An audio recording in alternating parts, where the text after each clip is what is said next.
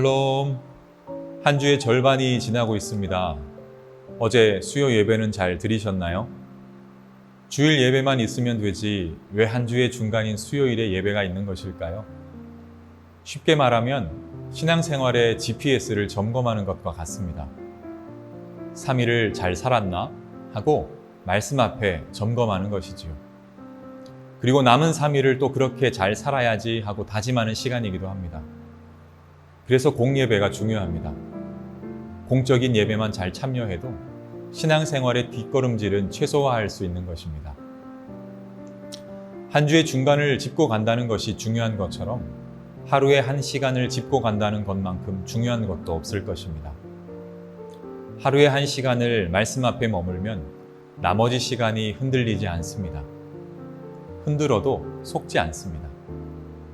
이미 말씀이 귀준되어 나를 잘 잡아주고 있기 때문입니다. 이 하루의 한 시간을 큐티로 진행하는 것입니다.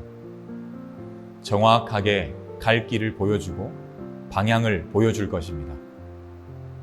말씀 속에 길이 있습니다. 말씀으로 기도하면 확신이 생깁니다.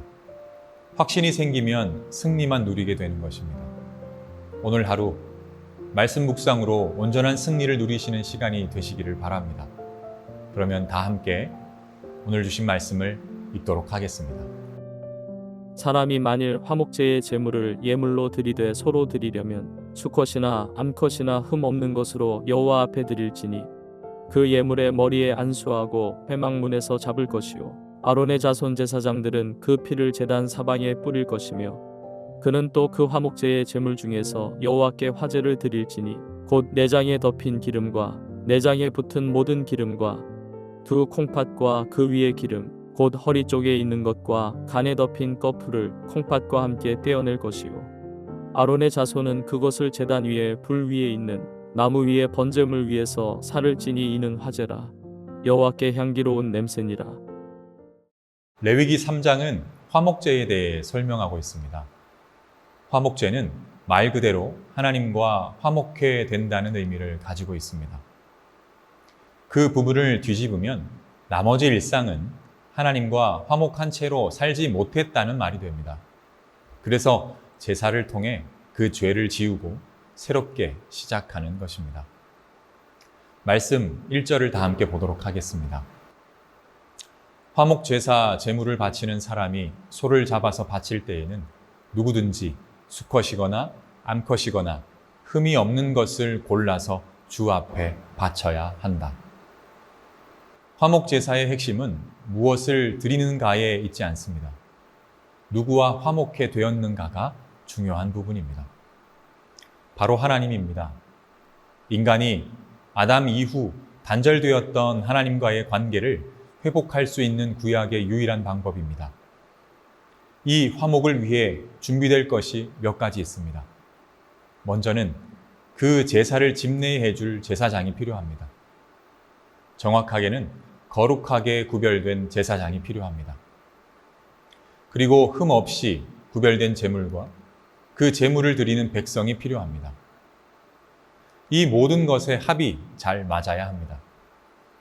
제사장과 백성, 그리고 그가 드리는 제물에 흠이 없어야 합니다. 제물은 제물 그대로, 백성과 제사장은 순결한 삶으로 하나님 앞에 구별되어야 하나의 제사가 성립될 수 있는 것입니다. 여기까지는 인간의 참여가 있습니다. 온전하지 않습니다. 본편이 아니라 예고편입니다. 그래서 조건적이고 벌과 상이 분명합니다. 지켜지지 않으면 모두에게 벌이고 징계가 임합니다. 이 당시의 제사법이 지금도 그대로 행해진다면 우리는 바른 제사를 드릴 수 있을까요? 준비한 제물을 받아주실까요? 진지한 돌아봄이 필요한 순간입니다. 이제 인간의 부족함, 불완전함을 통해 하나님께서 본편을 준비해 주셨습니다. 백성들을 위해 완전하게 거룩한 구별을 준비시키십니다. 그 구별을 위해 당신이 먼저 거룩하게 구별된 제물을 백성에게 내어 주십니다. 바로 예수 그리스도이십니다. 하늘 보좌를 두고 죄밖에 없고 어둠밖에 없는 이곳으로 보내주셨습니다. 이유는 오직 한 가지입니다. 죄 속에 빠져 있고 하나님과 단절되어 있는 인간들과 하나님 사이를 다시 이어주기 위함입니다. 그런 의미에서 성경은 하나님께서 내어주신 예수를 화목제물이라고 말하고 있는 것입니다. 오실 예수님을 통해 완전한 화목을 알려주고 싶으셔서 구약의 제사를 통해 화목제를 알려주신 것입니다. 이렇게 하나님은 나와 당신의 관계를 화목케 하시려고 예수를 보내주신 것입니다. 이제 우리의 역할이 남았습니다. 나만 이 화목을 누리고 살아도 좋겠지만 진짜 좋은 것은 나누고 자랑하고 싶은 것이 인간의 본성입니다. 현재 하나님과 단절되어 있는 이들과 하나님을 화목하게 만들어야 합니다. 그래서 히브리인들은 화목이라는 이 단어와 함께 화해라는 의미를 함께 담아서 사용합니다. 화목은 기존의 좋은 관계를 더욱 돈독하게 한다는 의미를 가지고 있습니다. 그런데 화해는 완전히 돌아선 관계를 다시 이어준다는 의미를 가지고 있지요. 그래서 하나님과 화목을 이룬 성도들은 아직 화목을 이루지 못해 하나님과 단절된 세상 사람들과 하나님의 관계를 화해시켜야 합니다. 그렇게 연결해주고 그 은혜로 화목할 수 있도록 해주는 것입니다. 5절 말씀을 다 함께 보도록 하겠습니다. 그러면 아론의 아들들이 그것들을 제단에서 불타는 장작 위에 올려놓은 번제물 위에다 놓고 불사를 것이다.